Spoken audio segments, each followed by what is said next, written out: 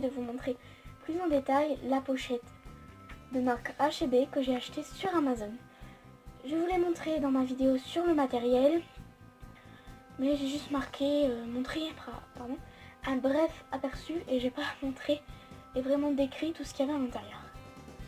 Donc je vous montre vite fait. Il avait un taille-crayon pour les crayons de charbon et ici c'est un taille-crayon basique, normal quoi. Donc vous avez les crayons 8B, 6B, 5B, 4B, 4B, 3B, 2B, 2B, B.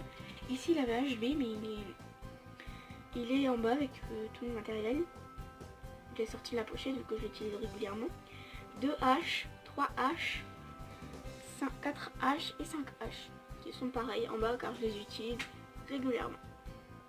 Donc j'ai également 3 crayons de charbon, soft, medium et hard.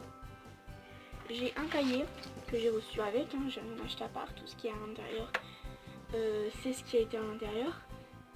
Donc j'ai un crayon graphite 6B qui m'a également beaucoup servi, un cutter qui me sert pour les découpages, donc ça c'est intéressant.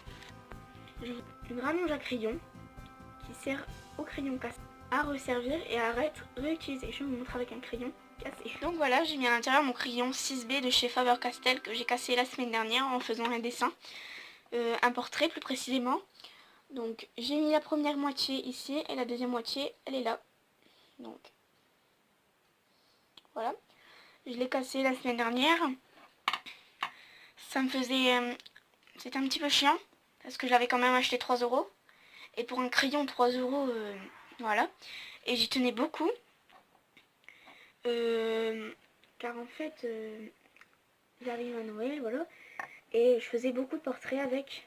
C'est un qui me sert beaucoup. Qui me servait beaucoup pour les portraits. Donc voilà, on passe à la suite, je vais pas m'attarder là-dessus. J'ai également 3 estompes. Je sais pas si vous verrez très bien. Une grosse, une moyenne et une fine. Une gomme. Donc vous pouvez voir dans les tutos que c'est celle-ci que j'utilise de la marque H&B. Bâton de fusain. Ici, je vais les sortir pour que vous verrez.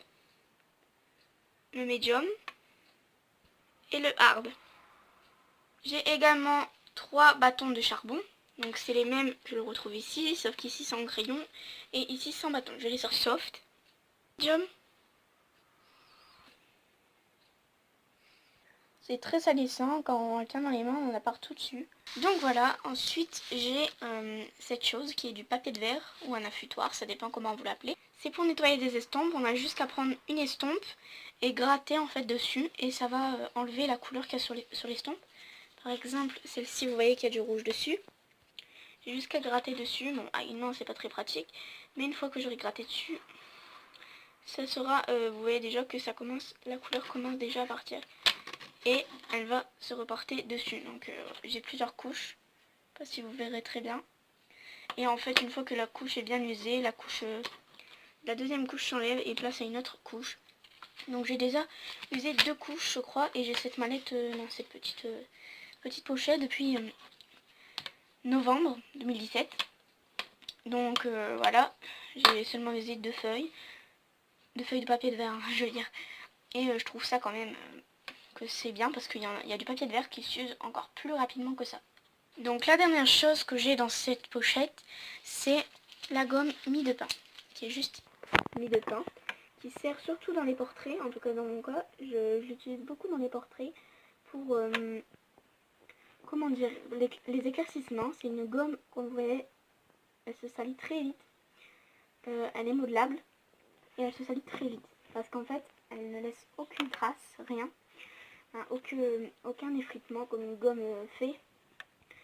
Et tout simplement elle prend le produit qu'il y a sur la feuille. Par exemple si vous mettez du charbon soft sur du papier et que vous passez ça dessus, vous retrouverez le bout tout noir. Simplement parce que ça prend et à force la gomme sera toute noire. Donc celle-ci, comme je vous l'ai dit, vu que je fais beaucoup de portraits en ce moment, je vous les montrerai peut-être dans une vidéo. La plupart que j'ai fait, ils ont fini à la poubelle ou dans le placard des oublis parce qu'ils sont complètement ratés. Donc voilà. En ce moment je suis en pleine, comment dire, je m'améliore au niveau des portraits. Je vous montrerai ça dans une autre prochaine vidéo. Donc voilà, ça sera un petit facet pour pas coller sur la feuille. Enfin, sur la pochette plutôt. Donc j'espère que cette vidéo sur la pochette vous aura plu. Si vous voulez une vidéo de ce style, avec les cahiers, etc. Et surtout avec l'énorme boîte, donc ça fera une vidéo compliquée à monter, mais je m'en fiche un peu, parce que de mes vacances j'ai presque rien à faire. Donc voilà, et comme je vous l'ai dit, je filme le soir, donc j'ai toute la nuit pour faire mon montage, mais il faudra que je me prenne à l'avance pour filmer. Donc j'espère que cette vidéo vous aura plu.